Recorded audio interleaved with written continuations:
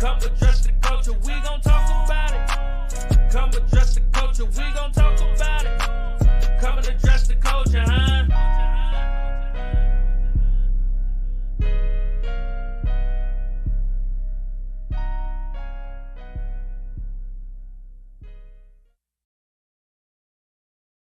Brick by brick, you get your boy Big Wall, and you already know the vibes when you see PStock next to me. Y'all already know what we here to do. We are here to address the culture, right, P? What's going on with you, bro?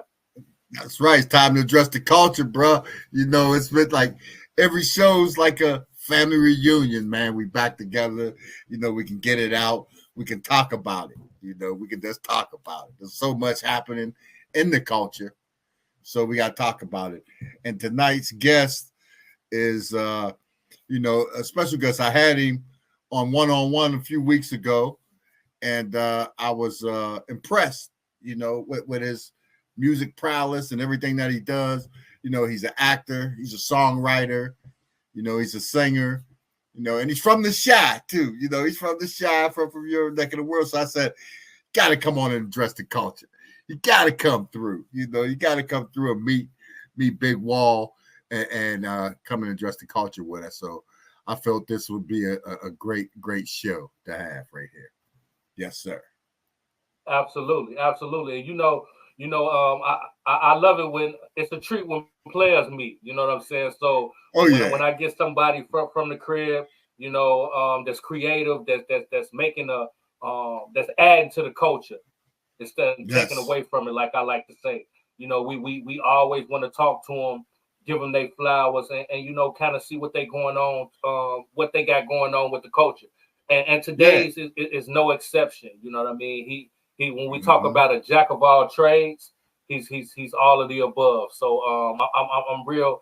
I'm looking forward to talking to him. You know what I'm saying? To talk about what he got going on, as well as what he got going on in the future. So we're not gonna hold it up. Let's get to it. P, introduce our guests so we can go and bring them to the platform and let them address the culture.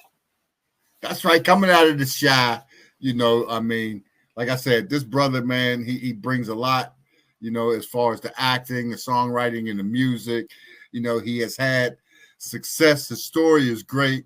There's probably a lot of artists that have stories similar to his, but they don't have the opportunity to come out and be successful like this guy, and who understands the struggle and just don't give up on the game at all.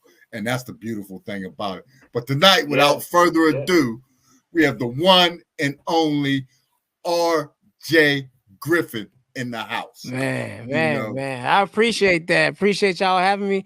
And see, that's the second time this introduction, bro. Look, I need you on at these shows with me because my people ain't having that. They ain't giving that.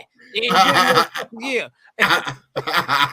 That's what we try. Big Wall says it. We try to give people to come through their flowers, and that's what it is. Because you put in the work, you earn that type of intro. Absolutely. I mean, with the work you put in, and it's a beautiful thing, to have you back with Big Wall, my brother, to have you here, to come on and address the culture, so we love it.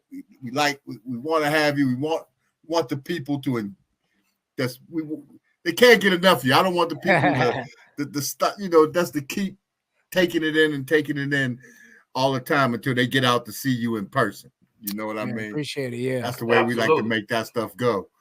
But, I mean, for Big Wall to come in and the viewers, this is the Address the Culture. Shout out to the culture gang out there.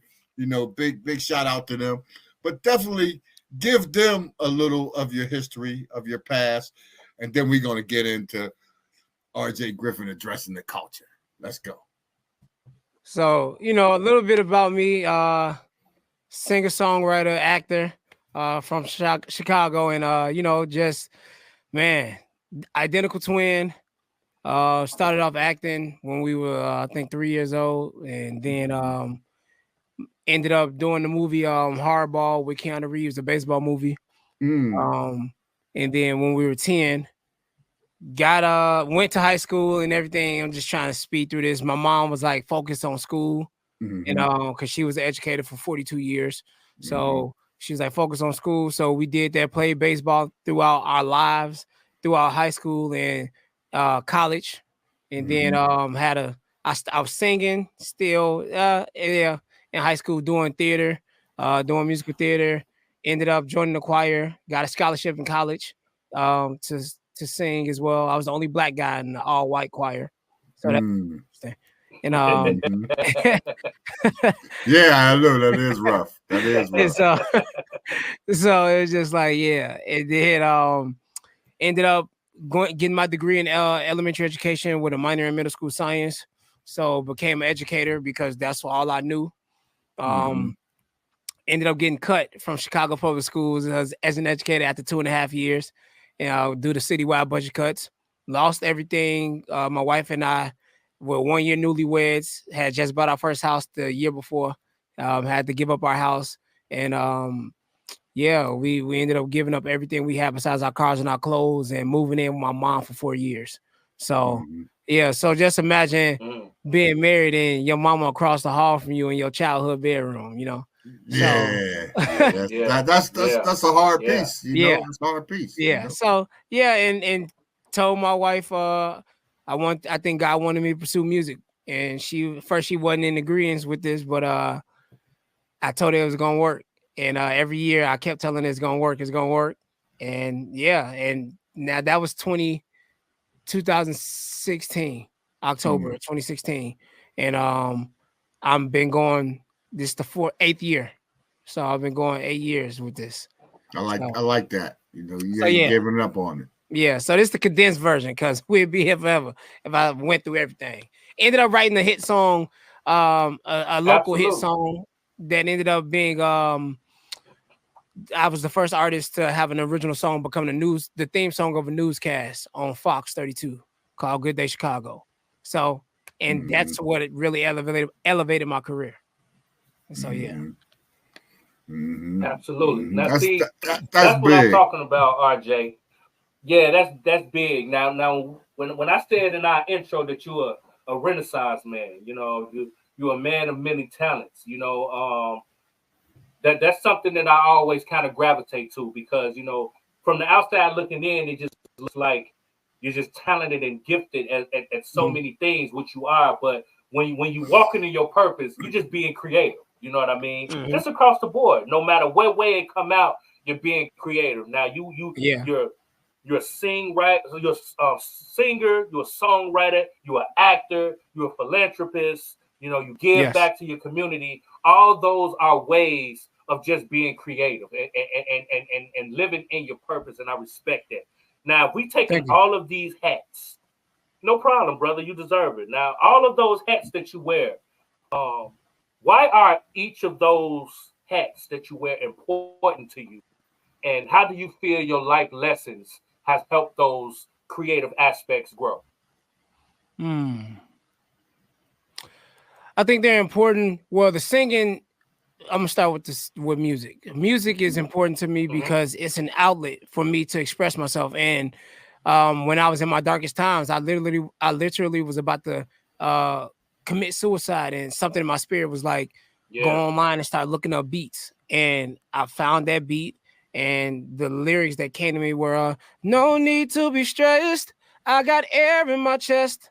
My life has a purpose. Today will be worth it. Feeling good, feeling great. It's gonna be a good day. And I wrote that song in 10 minutes. And that was the song that has been the biggest song of my career to this day. And so that I was like, wow, we needed more. I needed songs like that when I was going through my depression and anxiety. So I'm like, all right, let me be the medicine to this negativity out here in this world. And so that's how I look at music. So that's how that motivates me. Acting is another way I get to be somebody that I'm not. So and create a character, either create a character or step into the shoes of of characters or historic artists. I've played this past year Maurice White, the founder of Earth, Wind and Fire, Smokey Robinson in a musical. And I just got done playing the prince in the musical called The Other Cinderella. So it's just being able to transform and become these characters that I had no I'm not relatability, but no idea like how hard their lives may have been. Even though everyone knows these guys as iconic figures, but they had struggles. And so just being able to do that. And the other part, my philanthropy. Now y'all see me with my Positive Vibes Only. That's my 501c3 nonprofit that I started in 2018. So while my wife and I couldn't afford to pay our bills, didn't know how we was gonna pay our bills, something in my spirit was like, create a nonprofit. And so I started that, and we've grown to become a community service organization. We started off doing open mics for the youth on Friday nights. So just to keep them off the streets, because here the peak time for crime is from in between 6 p.m. and 9 p.m. on Friday nights. So I made the open mics from 6 to from 6:30 to 9:30. So parents was able to drop their kids off and go have dates and do whatever they want, and kids got to come and express themselves. And then the community was underserved because I ended up starting in my church at Family Christian Center, and then I met another pastor. I did a anti-bullying rally, and he was like, "Oh my gosh, I love your message and your what's the word I'm looking for? Your drive to help save our youth." And so he was like, "Hey, I want you to use my church for free." And I was like, "What?" And I had just met this guy. Wow. His name is Pastor Manny. That's literally we call each other world changing partners. And so since 2018, we've been doing events together, doing back to school book bag drives. Then during the pandemic, we was giving out 1,500 to 2,000 boxes of food every month. And the government shut off our supply because that's the government be on that. I don't know why, so just doing those things. And I'm self-funding this stuff, by the way. So no grants. And now we didn't know how we was going to pay our bills, but God provided. So, and now we've grown, and I'm still, we get some donations and stuff, but my wife and I self-funding now still. And, we just love to give back. And that's my biggest thing. When you don't know how you're going to pay your own bills or how you're going to provide for yourself, you still serve others, because it always comes back, pressed down and shaken together. So, and running over.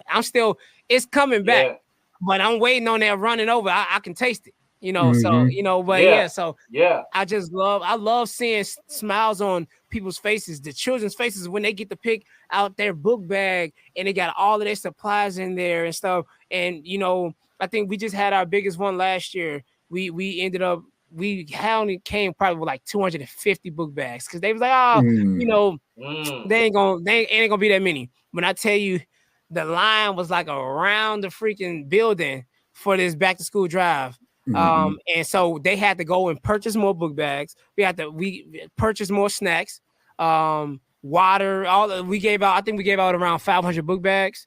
And we had bubble soccer, a video game truck, raffles. I have a partnership with Vans, the shoes. So they donated shoes. We gave away shoes, so it's just all of these different things, just seeing the smiles on these kids' faces. And that's, if I never made it to an astronomical level in the entertainment industry, this is what matters to me. Positive Vibes Only is my legacy, and it's going to precede me, because we're going to keep on changing lives and spreading positivity, no matter if the world wants to see it or hear it or not. So I hope I answered your question. Oh man, you definitely answered the question, man. Shouts out to you. I'm definitely gonna have to spin a block on all of that, because you dropped some jewels. But what about the songwriting aspect? Because I mentioned that as well.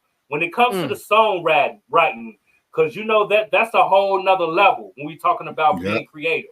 So how does that process affect you in your process just to maintain throughout life?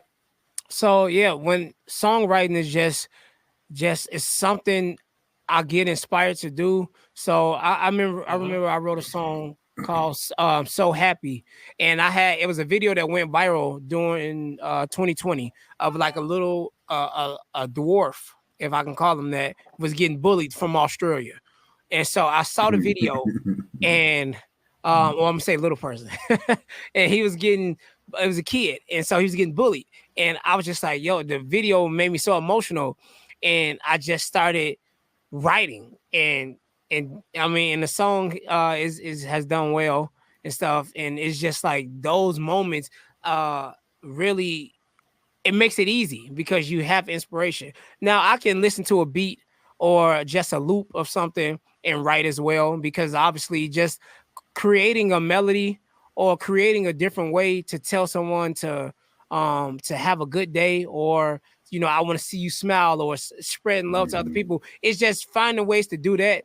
I just enjoy trying to find those ways to crack the code in this matrix, especially of this industry. They don't want to hear positive messages in music. So just finding ways, schools, that you can't mention God in your songs. So I have specific ways that I will write my songs that's from a spiritual sense, that I get to go and perform these songs for these for these children.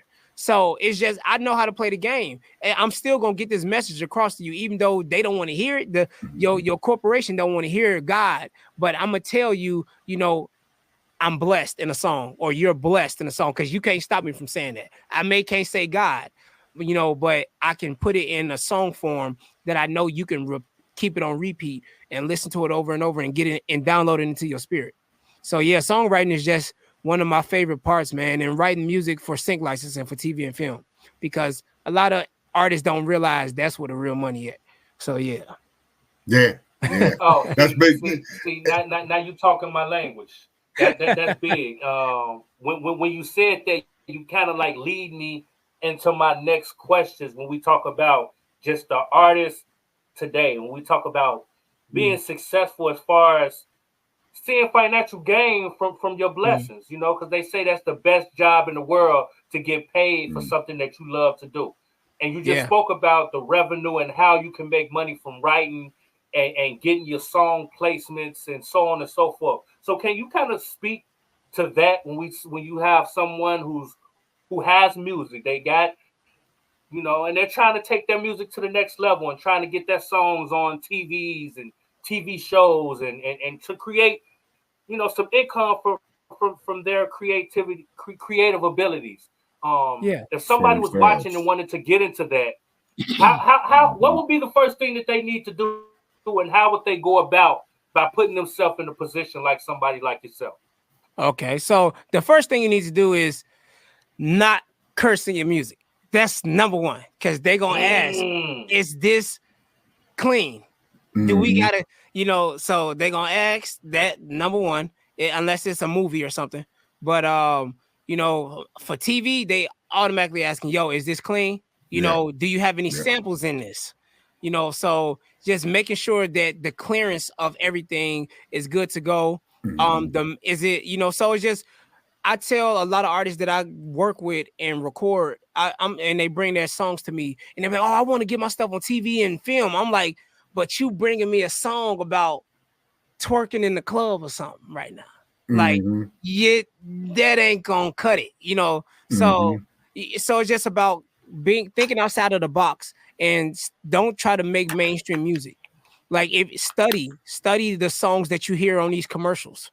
That I study these things. So it's just like, Amazon does not have a theme song. I've been trying to get a placement with Amazon for the longest, and their symbol is a smiley face, and I got a song called Smiley Face, and they ain't budging, not yet. So it's just like, it's just those things, thinking outside the box, going and trying to get what we call a pitch agent. So finding a pitch agent, and you have to have a catalog of music. You can't just have one song and be like, hey, can you pitch this one song? Because that may not be the song that gets placed.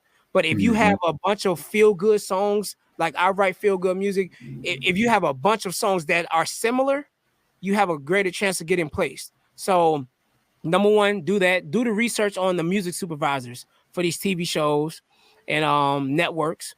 It's a lot of them out there. and a lot of them don't respond to unsolicited emails. But go, so just look them up, see what songs they have placed, because a lot of independent artists are making revenue like this, And so, number one, make clean music. Number two, find music supervisors, look them up, and then try to find a pitch agent who has the relationships with these people, and see if, and your song got to be good. Sorry, you got to be good. The quality of your song got to be good. You can't be trying to mix and master everything on your own. Pay for quality. You got to pay for quality. Pay for a professional to do it. So that's number one.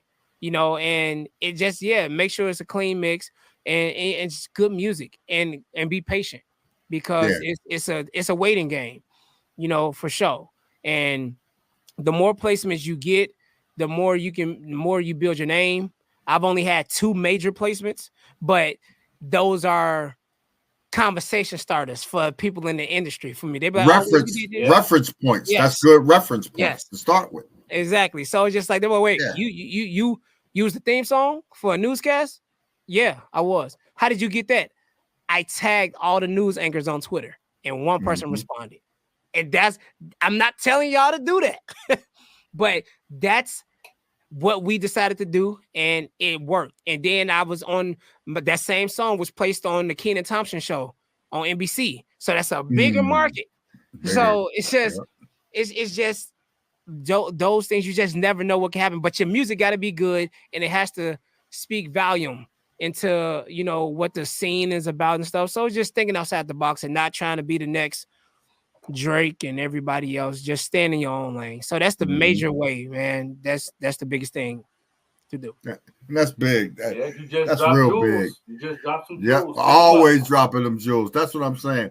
And that's a part of how I want to see you address the culture. With everything you said, you mentioned, you got to stay independent. Now, the artists today, and I believe that 100%. You don't want that bad loan you get from a record label. You don't want that. So that is the hugest part. So what would you tell? You mentioned to that you speak with these people, the kids, the youth, and tell them what to do. You find a lot of youth still coming forward trying to get their music to record labels and stuff like that, instead of going independent, instead of being independent and putting in the leg work like you did yourself. Yeah. So I tell them, what are you chasing? Like, what do you want? Because so many people don't know that if it's, let's say, I think they say industry standard is like $150,000 to break a record, to really promote a record. Now, everybody ain't got $150,000 just sitting around to promote. Talk about it.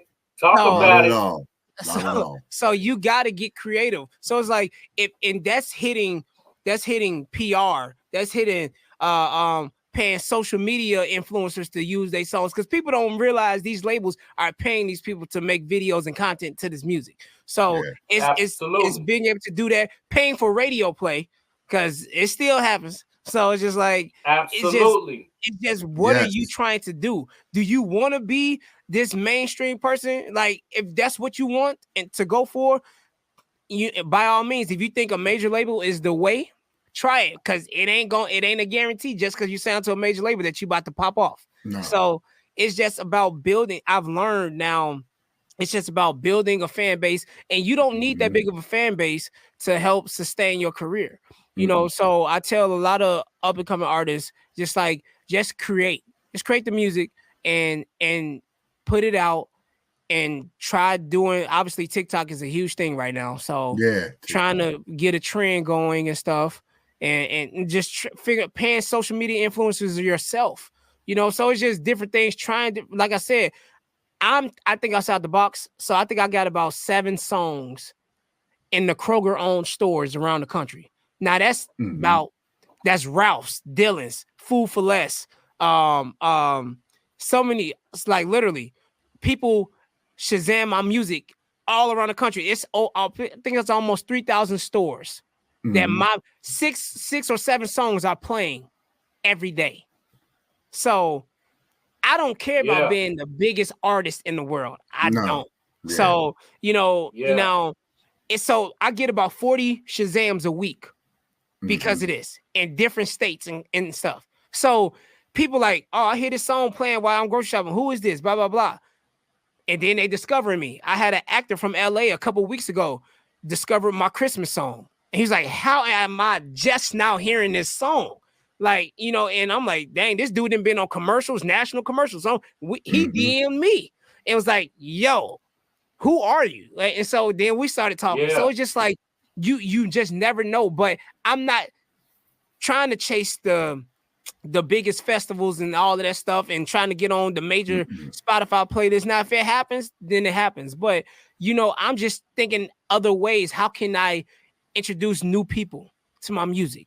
You know, outside of that, people ain't thinking about, because then people be hitting me up like, yo, how you get your music in the grocery stores? Now, that company got bought out by another company and they not accepting new music right now.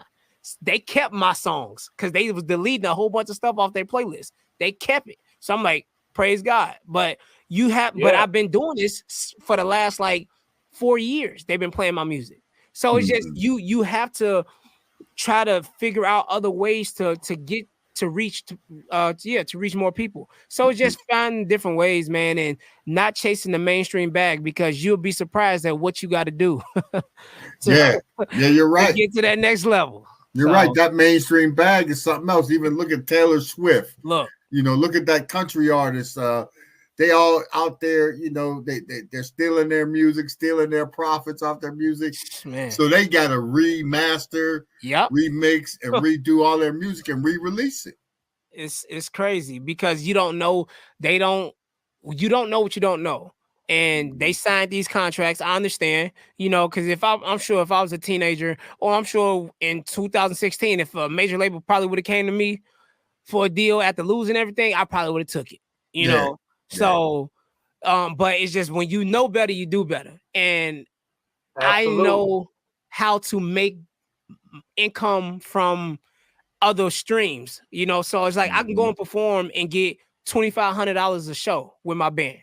No problem. Or I can go act and make more money with less time. So it's like finding ways to balance it out, because you're never going to, if you think you solely gonna get rich from streaming, you drunk. Big drunk. If you ain't putting up no Drake and Rihanna numbers, you ain't getting no bag like that. So some indie artists that make 6 figures for sure, but it's hard to get to that level. So they got something behind them, because it's hard to get 1 million streams to be indie. And it's some artists that do it, but I'm like, spending money. That's spending money. You got to spend money. Like people talk about the Kardashians and everything they do. If you're making, and this is me personally, if I'm bringing in 10 million a month, I wouldn't mind spending 1 or 2 million to get that 10 million a month. And that's the way it works. Yes. But people are artists, especially independent artists, and it's okay because we all are. We cheap. You looking for a deal, and there's no shortcuts in this game, especially indie. It's certain thresholds and ceilings. As soon as you hit that ceiling, you need somebody else with a connection or something that can help break through that ceiling. So in that plateau, because it's hard. It's people. I tell people, look at Chance the Rapper. Chance the Rapper got some connections, mainstream connections. We just don't know about them. But it's only so far the industry gonna let him go. But you see, he pimped the industry is what I call it, and blew up, got your Grammys. Now what is he doing?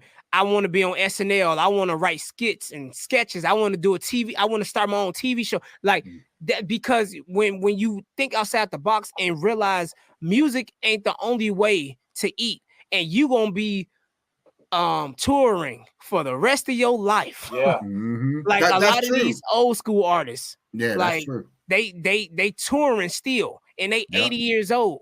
I ain't trying to be like that. Like, and guess who owns their publishing? I hate to say it, some Jewish lawyer sitting in some office somewhere. I just found out the other day, I watched something on Sam Cooke, and I was impressed with Sam Cooke. Yeah. He's one of the first brothers that got out there and wanted his own label, his own publishing Mm-hmm. company and everything, all owned by a Jewish accountant that he was dealing with. He stole all that stuff from his family. You know, so you got to be careful what you're doing. It's strength in numbers and doing stuff where you got to do it, like you said, collectively. Yeah. Knowing somebody. You do it as a collective.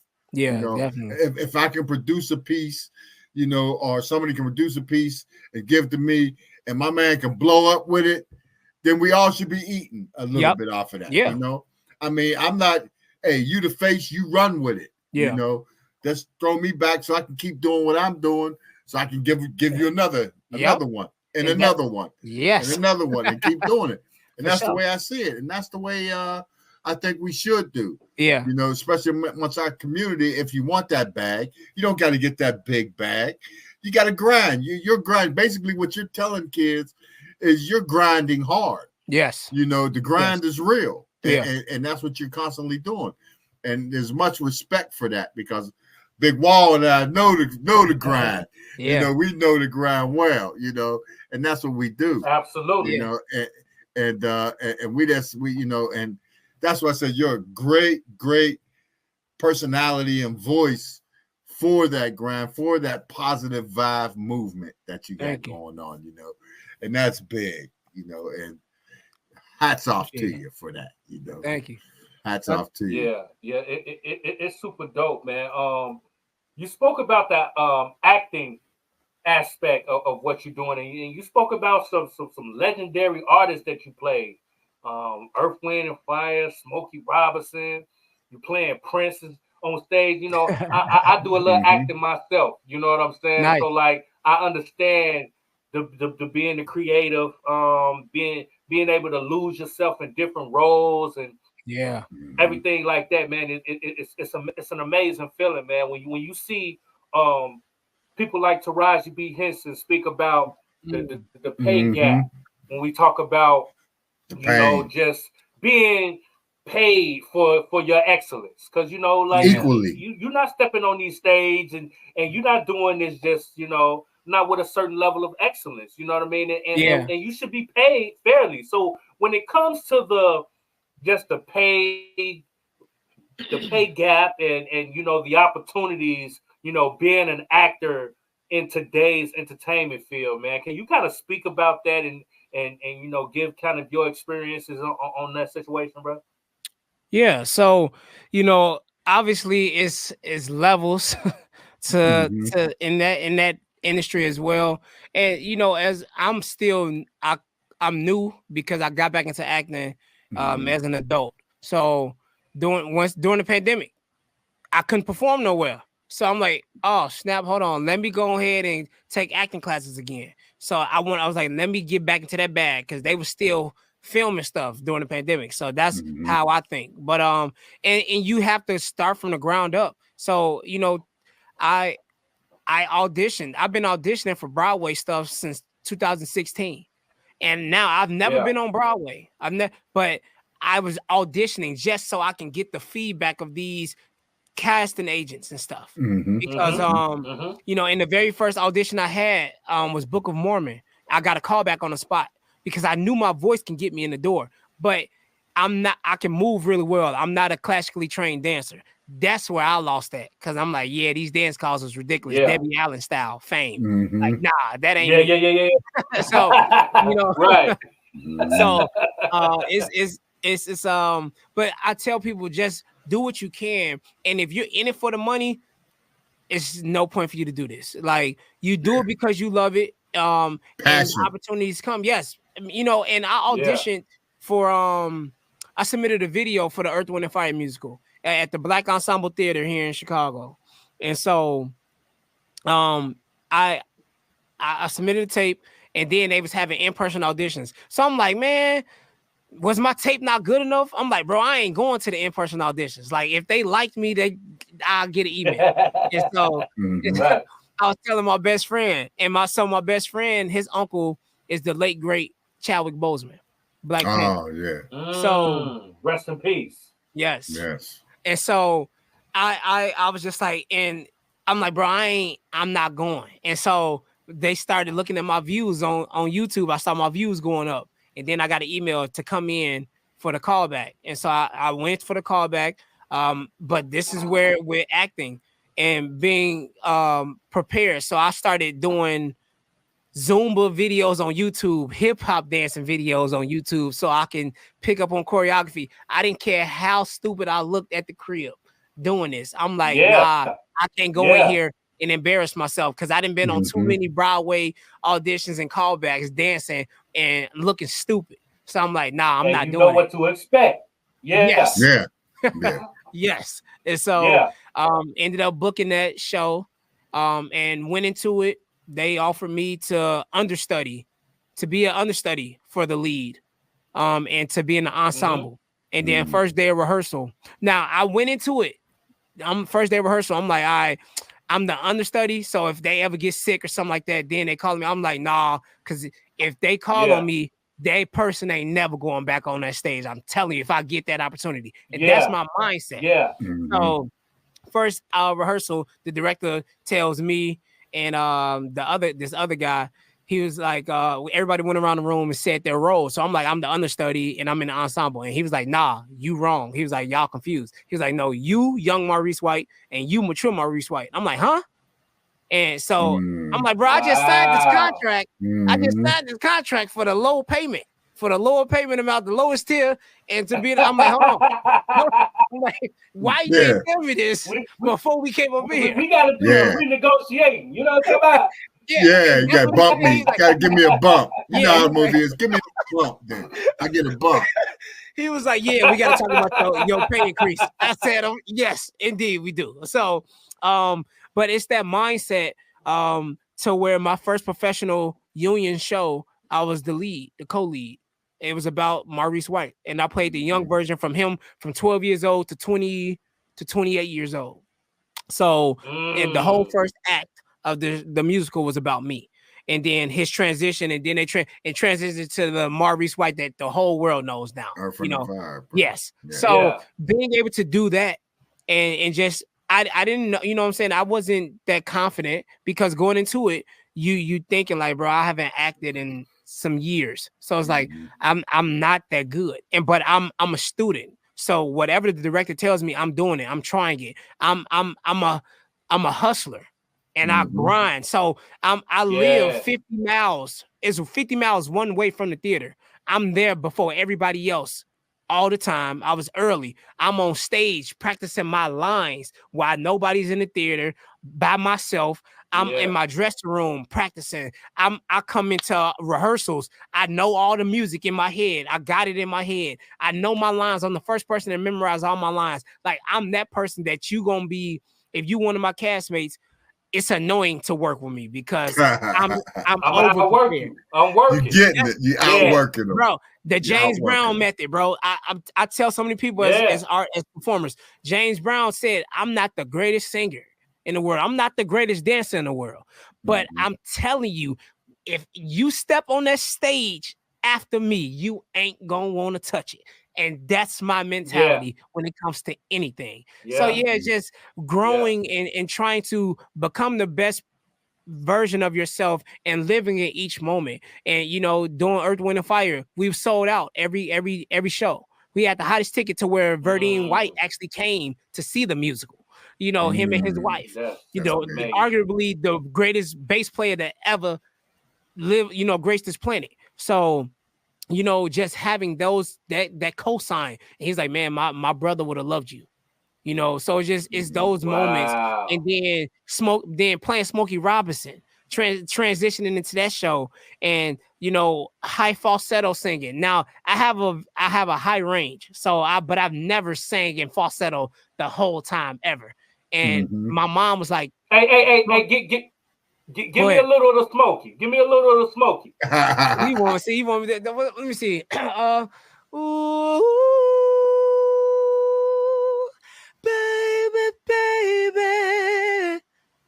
Yeah, so that's Yeah. Yeah, I like that. That's what I'm talking about. That's what I'm talking about, bro. Legendary. It was fun, man. It was fun. My mom was like, I grew up on that. That's Smokey was my man. You sure you can do that? I'm like, I said, Mom, just come to the show and find out. And so I got you.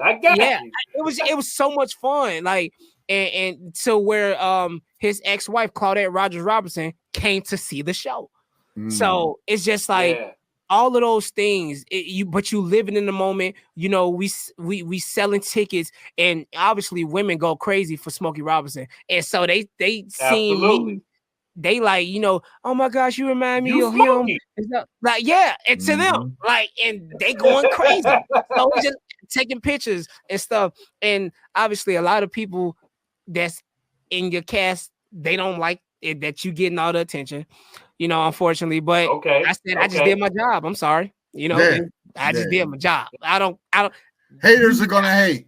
They're always gonna hate. So it's just those things to where you don't know where it's going to take you, what opportunity is going to lead to you next. And from doing Earth, Wind, and Fire, a talent agent came and saw that musical, and I got signed to a talent agent now. So then, you know, now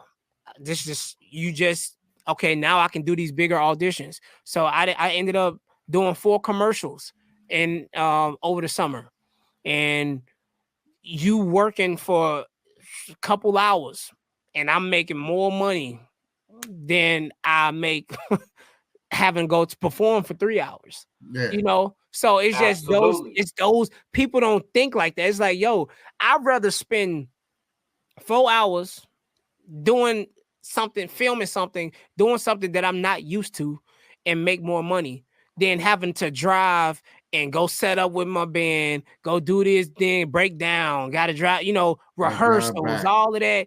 But it, you know, you so it's just, it don't add up financially, gas money, all that, paying I pay all my musicians, all my background singers, everybody. So it's just like, I'd rather do this, you know, and grow that way, you know. So and now to where I just got done, like I said, playing the Prince in the musical called The Other Cinderella. And so you just do these things, and you just never know where the next opportunity leads. And each time your pay increases. If you're good enough, you know how to negotiate. I'm not young. I'm young, but I ain't. I'm 33. But so I know about business. So you not gonna lowball me because I drive 50 miles one way. So number one. Talk about it. So I drive 100 miles minimum back and forth from the theater. So when it comes to business, I don't play about that. So and like I said, but I give 100%. I'm sorry, 110% to everything that I do, so that you remember me and for other opportunities. You know, I was doing a kids show. I'm doing another one right now, but I was doing 2 shows at the same time. So it's like I'm preparing myself for that one day, that Broadway grind, 8 shows a week. So I was doing 7-8 shows a week, 2 different shows, and rehearsing at the same time for 2 different shows at the theater, 13 hours a day. So it's just people ain't got that kind of commitment and stuff. And that's what I'm saying. So now, since the last time I talked to you, PStock, I told you I was waiting for some other stuff. So it's like, you know, I had a 3rd callback for a musical for the biggest show I've had. And then I'm on hold now, but it rehearses in London. So they put me on hold. So that means you can't book nothing until they give you your offer. Yeah. So because I definitely and you gonna be in London? You gonna have to go to London for this one? Yeah, go to London. So yeah, so I go to London. That's amazing. Congratulations. We're gonna speak that into existence. Look, we're gonna speak that. I receive it because it's just like people don't understand, and that was, you know, and that's more money. So but the show will run in Chicago. So it comes, we rehearse in London, and we run the show in Chicago for about 4 months. So more money than I've ever made singing. And so it's just 8 shows a week. So it's just, but people ain't thinking like that. I'm like, you know, I'm doing 2 shows at the same time, but it's just like, all right, now it's going to be 1 show, 8 shows a week, you know, 6 days a week. But you don't understand the grind. Even though I only been doing it a year, I literally only been back into acting a year. But I've done, people be like, man, you just out here just booked. I'm like, man, I'm hungry. we ain't got a lot of time out here. We don't. Yeah.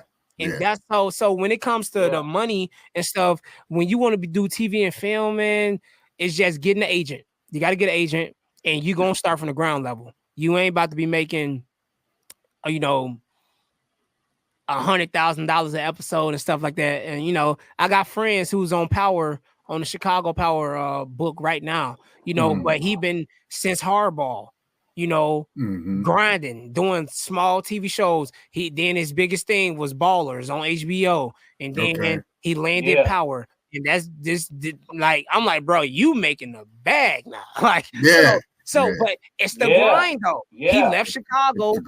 He left Chicago with nothing but a book bag and went to LA and was grinding it out. And I'm proud of him. Michael B. Jordan started. He was on Hardball, and everybody know who Michael B. Jordan is. Absolutely. So, but it's the grind. People don't have the willpower. Yeah, to keep the grind going. They just don't. Some people are used to stuff being given to them. Yes. So they don't know how to work for it. Yeah. They don't know how to grind. So once it's not given to them, they can't comprehend that space in that environment, and they fail. Yeah. On their own.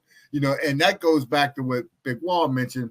Now I want to run this by y'all, address the culture when Taraji, I watched that interview when she was upset, visibly upset about, the pay, equal pay and everything. But she just did a film produced by Oprah. She just did that, A Color Purple music. Yeah. So, a lot of times and I tell you what happened for minority artists, mainly, African-American artists. And I've seen it with Richard Pryor. I've seen it with Eddie Murphy. Yeah. Whenever you get so high where Hollywood says they give you the keys to the car, go ahead and do what you do. Pick a project. We're going to back you on it. Yeah. Let's make this happen. They fail. And once you fail, you put your career back steps. Yeah.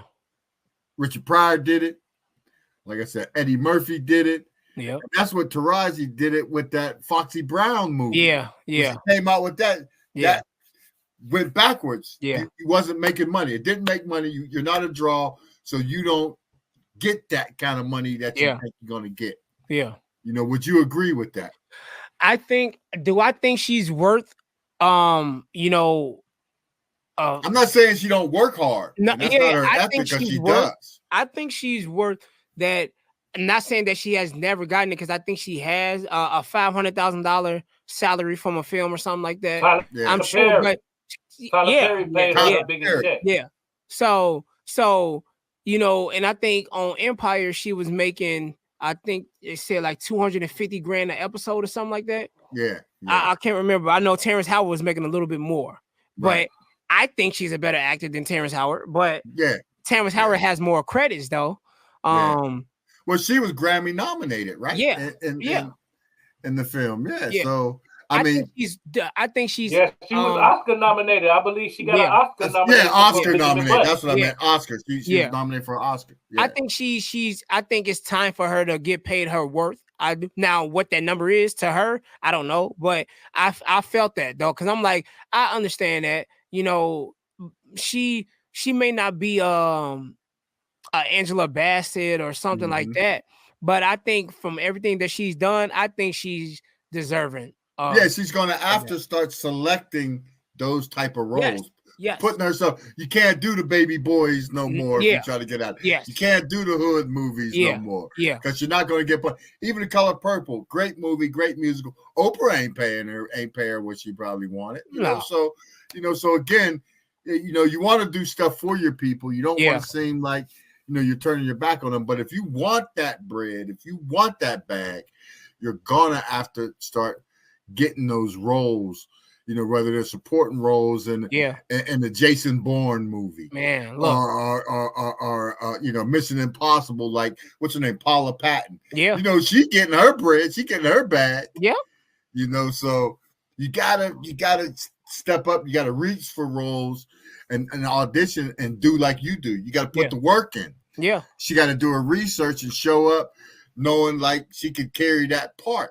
Yeah, not take herself out from being that hood singer for being that, that hood chick, which she been cast as. Yeah. Typecast. No, typecasted. And she's an incredible actress. I love her. And I hopefully now me too. After Color Purple, she's selecting. I'm sure she's selecting. Being selective. With roles, but like you're not going to see. A lot of, yeah. She been doing a lot of good movies. You know what I mean?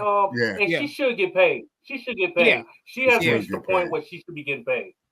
After her Oscar nomination, she should have been demanding that. But see, that's why she fired her team. Because she was like, y'all dropped the ball. Like, why am I like what? Yeah. So and I understand and that's another thing with this stuff. Your team is important, and people, it's not because I try not to be such a a-hole. I'm not an a-hole with my people, but this is business at the end of the day. So it's just like my name is my name. People coming to see RJ Griffith, and our band is called So Diverse, but the first name is who? RJ Griffith. How did we get in this room? Because of all the work I've been putting in. So if y'all embarrass me out here, no, like you're fired. My MD, you gotta do it, look, bro. My MD knows, like he talks and takes care of the band for me. Cause for real. So, but people don't think like that. People don't think because it's like if you in this position where I'm paying for you, and I'm not at the point where I'm able to pay for their yearly salaries and paying for their life. But it's like if I'm paying you and my livelihood depends on you, I'm going to do everything I can to make sure that you win. Because I know when you win, we win. But people don't think like that. And her team fumbled that bag so bogus. And she should have. I don't know if she's with CCA or wherever she's with now. She got to get with them, and she got to put herself in position. Now on that point, I want to address the culture on something else. I want y'all opinions. I want to hear this. I know recently the Cat Williams interview. How do you feel about that? Did you watch the interview? Yes. Did you see it? And I did as well. And I'm a fan of Shannon Sharp too, so I watch Shay. Yeah, but absolutely. The Cat Williams interview. How do you feel about that? How do you feel about Cedric the Entertainer stealing the jokes and and all that stuff that happens and him coming out with it? I have a lot of respect for Cat because Cat came through he had a hard life. Yeah. He came up through the grind to get where he's at. And he even sat there and told you. So he puts in that work. Yeah. And what's my man's name off the radio show? Ricky Smiley. Ricky Smiley. How do you make that feel about you? Yeah. Bro, I'm like, I when I watched the interview, I was just like, bro. I mean, he was saying so much stuff that we be feeling it. Like, I know being in the industry, I feel that way. I'm like, bro, these people ain't no way. They doing, like I said, some stuff, some degrading things to get to where they are. Yeah. And so when he said that, for a little piece of change, man, for real. Yes, when they flash that bag in their faces, and you think you work hard, and they be like, how hard do you really want to work? And then the Diddy effect. The Diddy effect, I call it. And I be like, if that happened to me, I'm like, I don't want to work that hard. I'm cool. So, but I just felt like he exposed a lot. He did. He and now more and more, I think big wigs in the industry are going to start getting exposed, and it needs to, man. It's just like it's too many gatekeepers out here. First off, to where, it's to where we up and coming artists or independent artists or lower tier actors or entertainers cannot reach a certain level because we ain't willing to sell out for this. Like that's not fair, like at all. Like, so I'm glad that he exposed a lot of stuff. And obviously he got skeletons in his closet, but he talks about his skeletons. So he like, if you want to have a conversation, let's have a conversation. And I do agree. I think Cedric the Entertainer stole that joke. Because you see, everybody is responding back, but ain't nobody calling him a liar. Wow. Yeah, nobody's calling him a liar. Nobody, not even Steve Harvey. Not one time. Everything he hit Steve with, and everything because Earthquake came out I want to say a couple of days ago, and Earthquake said he can't read. He said Earthquake was illiterate. You know what I mean? Yeah. And I think it's some people that's coming out that's going against what he said, but you know what they said, where smoke is fire, and hit dog will holler. Yeah. So you know, I think it's a lot of truth in what he said, but it may be some things that's not true. But he's looking at it from from his standpoint and his viewpoint. But I definitely believe it's a lot of truth in what he said. And I feel like in 2024 is the year of the reckoning, where a lot of things are coming to the light, where a lot of things that were swept under the rug that people used to get away with. Them skeletons gonna start falling out. Not being the body's starting to rise to the top, and they finding the bones in the closets. You know what I mean? Because nowadays, people want to be more transparent. You know what I mean? Yeah. And I think it's because of social media, the platforms with the celebrities. Everybody wants to really know who you are, what you about, your viewpoint, your stance, everything. So I think the way the world is now, just as a society, is more about transparency. So like you said, I think it's going to be a whole lot of it, with the Me Too situation, a lot of people who have done a lot of bad things. Diddy caught in that. Diddy caught in that. So I think it's just going to be across the board. You know what I mean? Yeah. So I just think that's one of them things, man. So I think somebody like yourself who keep God first, like you say, you can't tell me I can't speak about God, but I can't say you're not going to be blessed. I'm going to say you're going to be blessed. And if you know, and the fact that you keeping that first and you allowing your talent to speak for itself and not allowing the industry to dictate to force you dictate or how you move based off of making money or being famous or whatever. You keeping that true to your heart, man. That's a blessing. There's a limitation about you, man. To what you're going to do to get that bag. You said, what'd you say? Yeah. There's a limitation to what you're going to do and like to get that bag. Yeah, most definitely. Yeah. It's just one of them things. And that kind of leads me into my next question, RJ. If you could go back and give younger you some advice, what would you tell yourself, man? If I can go back and tell my younger self, I would tell my younger self, don't go to. I'm gonna rub people. Don't go to college to play baseball. That's what I would have told myself. My younger self. Because I was told that I was going to be a professional baseball player growing up by my mom. And my dad taught me and my brother how to play baseball. So that's all he ever supported. So just like, if it ain't baseball, no, it's nothing, so you don't realize how other avenues or gifts in your life show up. And so once I discovered that I knew how to sing, I should have really, really focused on that. And high school, I ended up doing it a little bit. But like I said, my drama teacher, she told me when I was in high school, she was like, you're good at baseball, like really good. But she was like, you ain't that good to go pro. And I just was like, no, I'm gonna prove you wrong. I'm going pro. But she was like, no, you don't understand how good you are in performing arts. You need to focus on that. And I didn't believe her until I didn't go pro. And then I started singing. So I just wish I would have went to a performing arts college like Columbia here in Chicago, like a lot of my friends went to, because I would have been in the industry earlier instead of I started at 25. So it's just like I would have been at 18 years old developing, and have more time to grow and to make mistakes. Because, especially when you get in your late 20s, early 30s, you ain't got that many mistakes you can make, especially being married. So I'm like, I ain't got that many mistakes. Yeah. But so I would have never gone to college to play baseball. I would have went and focused on my singing and acting. And so definitely that. And I'm patient, but being even more patient. I would tell my younger self, it's going to come when you least expect it, and just stay true to yourself. That's good. That's good advice to yourself right there. Yeah, that's amazing, man. A lot of people depend on sports. You, Thank you. Wow. Yeah, man. That's amazing, man. Shouts out to you, man. I love the fact of you being so transparent, brother. You know what I'm saying?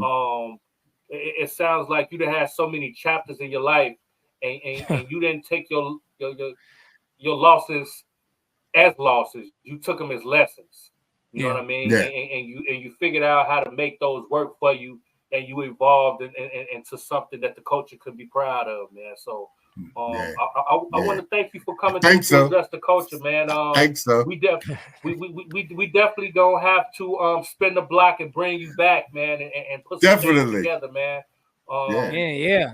Yeah, musically across the board, man. We gonna work, man. I love your energy, man. But before you get up out of here, brother, I can't let you get up out of here before you let everybody know what you got going on. I know you got a project you dropping in 24. You're working on some things, man. Let everybody know what you got going on, what you got in the chamber. You know what I'm saying? Let everybody know your social media handles, everything, man. Talk your shit. Okay. In 2024, I'm telling you, I'm going to release finally my debut album called You're Too Positive. Because that's what so many industry execs told me coming into this industry. That my music was way too positive. So and I like that. Since you want to tell me, I'm gonna show you. So that's coming out. Got a couple singles. I have a new single called Let It Go. That's out right now on all streaming platforms under RJ Griffith. Let It Go. Couple singles that's going to be dropping throughout this year, throughout the spring and then the summer. So while I'm doing this this musical, so just doing this, so I'm trying to record. I literally got like 4 or 5 weeks left before I gotta leave. So I gotta knock the rest of these songs out. But yeah, doing that and then more theater, more prayerfully some TV and film this year as well. So but yeah, and follow me on all social media platforms at RJG Music. It's very simple. TikTok, Instagram, Facebook is RJ Griffith.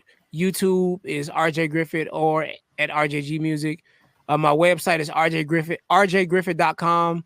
I have 3 EPs out on streaming platforms under RJ Griffith. One called A Good Day, ... Pray, Prey, and Direction. Yes, R&B, because I do make love songs too. I'm known for the feel good music, though. Yeah, talk about it. So I do make love songs, R&B, because I grew up on 90s R&B. That's how I learned how to sing. Oh yeah. Best. So I'm not gonna release any of that unless it makes sense this year. But in the next couple years, I will be transitioning into the R&B singer that I really am. But that's a different alter ego though. So because I want to make love and make marriage cool again. Yes, man. Look, you got to come back through and do a listening problem. You got to have a listening session. Do something. Oh yeah, man. Have a listening session for some stuff. Let some people hear it. So make them go out there, inspire them to go out there and get it. Yeah, look, I'm because that's what I love. I love, man. I can't. If I had it my way, I would be releasing my love songs, but my manager and everybody be like, nah, that's not what's the wave for you right now. So, so yeah, just that, and just continue to spread more positivity, trying to continue to expand my brand. Got in the talks with a Black-owned water company called Positivity Water out of Atlanta. So a new song will be coming out soon to be used for their campaign, Lord's willing, for they're launching in I think 40 Walmarts. Okay. So some alkaline water. Nice. So just trying to continue to grow. So I wish I can tell you everything. I don't know because I just go through the process and the progress, so I can see where God gonna take me and whatever He has for me this year, which I know is gonna be better than what I had last year. I'm just all here for it and just here to share it with you all and just trying to help as many people as I possibly can this year. So that's the main goal. Is just helping more people. That's big. That's big, man. We appreciate you coming through with your time as always. Definitely let us know, man. If you got something you want to say or put out, hit us up. Come through. Oh, definitely. Make time for you. I'm gonna leave the listeners with a quote. Oh, hold on. Let me see. Because I'm number one. I'm gonna start with this. I'm gonna start with this. People are attracted to consistency. That's the number one thing. I don't care. You could be the most talented person in the world, but if you're not consistent, ain't nobody checking for you. So people are attracted to consistency. Number two, without where is it at? Hold on. There we go. Without struggle, there is no progress. And y'all didn't heard my story. I didn't struggled, lost everything. Now my wife and I own multiple real estate properties. This is one of them. I have a 4-unit apartment building that pays for this. So, without struggle, there's no progress. You can't be afraid to be uncomfortable to get to the next level of your life. And so without struggle, there's no progress. And then the last thing, take the first step this year in 2024, even though you can't see the rest of the staircase. So take the first step. Because once you take that step, God gonna lead you to wherever you need to go, as long as you allow Him to lead. So yeah. Man, look at him, man. That's big, you preaching that now. You preaching that, Pastor. You know what I'm saying? I'm a worship leader, so I got some things now. hey, look. We ain't afraid of that talk around these parts. You know what I'm talking about? Yeah, man. I love it, man. I love your energy, brother. My Chicago brethren. Yes, you know what I'm saying? You know the vibes, man. I feel like God don't make no mistakes, man. It was a pleasure meeting you. Yes. It was a pleasure having you on the platform, man. We definitely gonna put some stuff together. We got some movies and stuff we working on, man. I might need you to come spin the block, hop in some of these movies. We got some stuff working, man. So and I'm all a part. I'm big on energy and vibes. You know what I'm saying? And you definitely have a great presence. And we love that. And we know that time is something that you can't get back. So we appreciate you coming through and blessing us with some of yours, brother. Man, thank you, y'all, man. I appreciate you for having me, man. Nice meeting you, Big Wall, and PStock. Now we family now. I can't wait to get back because man, I'll be happy to talk about now. Gotta come back for the reunion. That's right. Gotta come back. And then anything I can do to help. My videographer directs feature films and stuff like that. So I would love to connect y'all with him. Really well-connected guy in the industry. So just any way that I can reciprocate anything, bro. Like I said, when somebody win, we all win, and that's how we look at stuff around here. So absolutely, and that's good. And you know that's what, good. Brother? It's amazing that you said that. I don't mean to cut you off, Pete, but it was something that he said. A lot of people do not have that mentality. They look at it as if I win, it takes something from you. I have always been a type of person. If we a team, I don't have to be the person in front. If the person on my team is winning, I'm winning. If he hit the championship shot, I'm gonna get a ring too. You understand?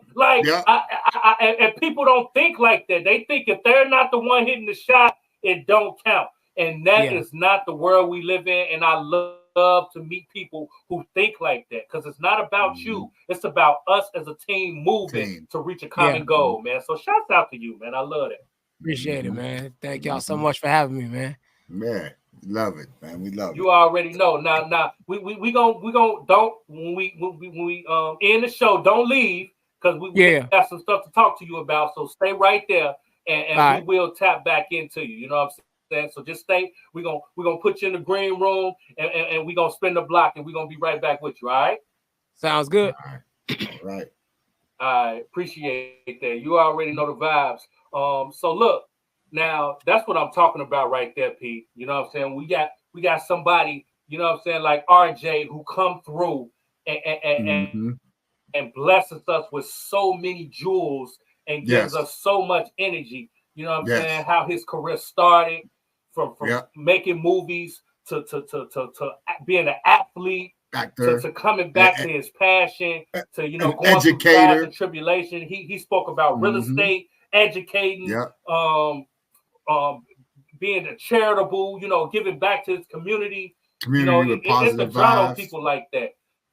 Yeah, man, and that's what the community needs, man, and that's how you come through and address the culture, right, Pete? That's how you do it. That's why I said I had to get RJ with Big Wall.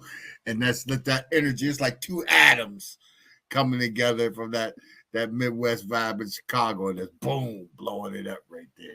So and creating. So I had to do it.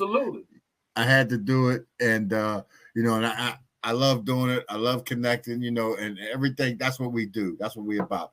We're about this platform for people to put out there that what we always say: news you can use, information that can help you succeed, by our guests that we bring on and we talk to, so we hope everybody takes something away from this and can grow with it, especially the youth. Absolutely. Especially the youth. Absolutely. And he dropped a whole lot of jewels. So if there's some stuff that you want to know about that he spoke about, rewind this, go back, because he definitely dropped some jewels and different ways to help you move your career forward. You know what I'm saying? So y'all already know the vibes. Until next time, it's your boy Big Wall. I'm your man PStock. And this is Address Like, the comment, Culture. subscribe, join the culture gang. So anytime we drop any kind of content, you'll be the first one to get it. So like he was just saying, until next time, we out and we'll be back to address the culture. And like I always say, your culture makes you who you are. So make sure they respect it. We're going to catch you on the next episode. We up out of here. Addressing the culture. I'm addressing the culture, huh? Addressing the culture.